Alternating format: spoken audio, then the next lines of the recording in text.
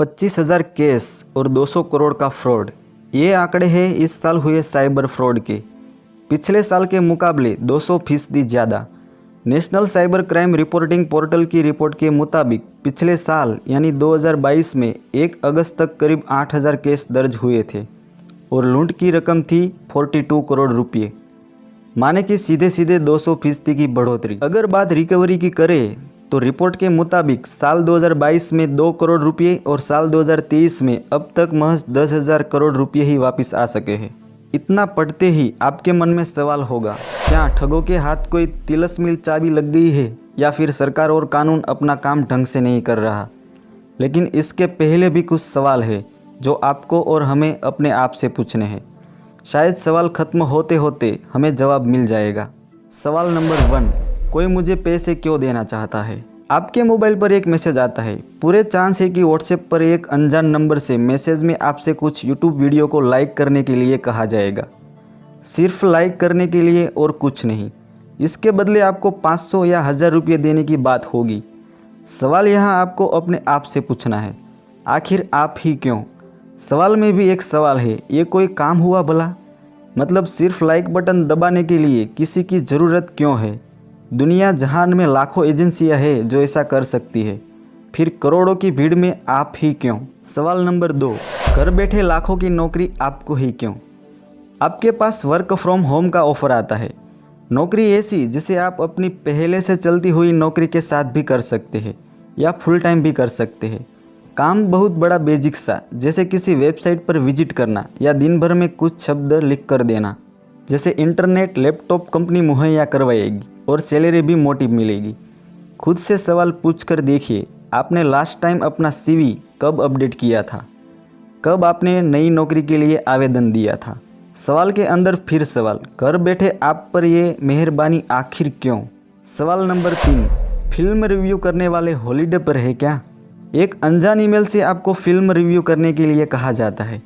हर film को review करने के बदले आपको मोटी रकम ऑफर की जाती है। सवाल पूछिए खुद से, आपने लास्ट फिल्म कब देखी थी। फिल्म रिव्यू करने वाले सब लंबी छुट्टी पर चले गए हैं क्या।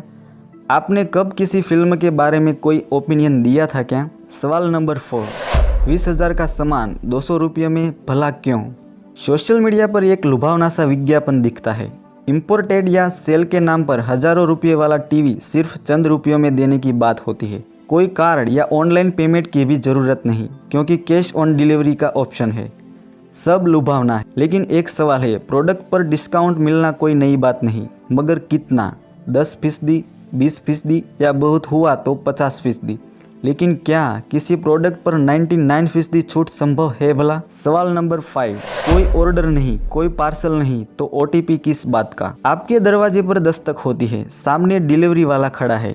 आप बोलते हैं, भैया मैंने तो कोई ऑर्डर नहीं किया। लेकिन फिर आप सोचते हैं कि रक्षाबंधन का त्यौहार नज़दीक है, आप पेमेंट कर देते हैं।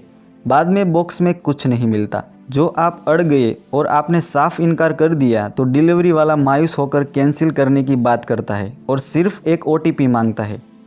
सवाल कीजिए खुद से, आपकी बहन आपको राखी भेजती है तो कैश ऑन डिलीवरी क्यों करेगी। और दूसरा सवाल, जब आपने कोई ऑर्डर किया ही नहीं तो फिर किस बात का कैंसिलेशन। सवाल पर सवाल, आपके पास एक फ़ोन आता है दूसरी तरफ से, बिल्कुल पुलिस या अंदाज में या क्राइम ब्रांच के नाम पर कई सवाल पूछे जाते हैं। सवालों का कोई तुक नहीं है, जैसे क्या आपका पर्स चोरी हुआ था, क्या आप विदेश गए थे या फिर आपके कोई रिश्तेदार वहाँ रहते हैं। जवाब मत दीजिए, बल्कि सवाल करने वाले से सवाल कीजिए, भाई तू है कौन। ये कोई कल्पना नहीं है, क्योंकि इन तरीक़ों से पिछले सालों में खूब ठगी हुई है।